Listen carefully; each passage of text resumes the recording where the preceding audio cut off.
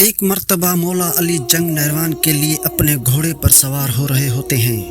ایک نجومی مولا علی کے پاس آتا ہے اور کہتا ہے، اے علی، یہ جنگ آپ مت لڑیں کیونکہ آپ کا ستارہ گردش میں ہے، آپ یہ جنگ بری طرح ہار جائیں گے۔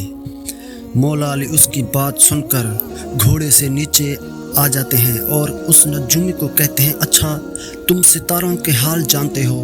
اس نے کہا، ہاں، میرا کام یہی ہے، میں ستاروں کو دیکھ کر انسان کا حال بتا سکتا ہوں، اور آپ کا ستارہ گردش میں ہے، اس لیے آپ کو بتا کر آپ یہ جنگ ہار جاؤ گے۔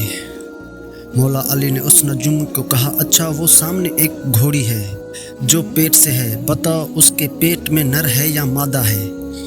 اب وہ نجومی خاموش۔ مولا علی نے کہا، تم کہہ رہے تھے کہ میں ستاروں کے حال جانتا ہوں، یہ تو تمہاری نظروں کے سامنے ہے، تو تم اس کا حال بھی نہیں جانتے؟ مولا علی نے کہا، اچھا بتاؤ کہ کون سا ستارہ جب ٹوٹتا ہے تو اونٹ پر ایک حرکات ظاہر ہوتی ہے؟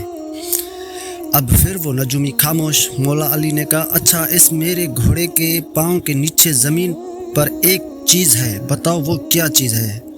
نجومی خاموش۔ مولا علی نے کہا، تم آسمانوں کی تو کیا، زمین پر تمہاری نظروں کے سامنے جو ہے وہ بھی نہیں جانتے؟ سنو اے شخص، میں علی اب تجھے بتاتا ہوں کہ زندگی کی سب سے کامیاب یہ جنگ ہوگی، میرے 10 لوگ بھی اس جنگ میں شہید نہیں ہوں گے، اور میرے مخالف کے 10 لوگ بھی نہیں بچیں گے۔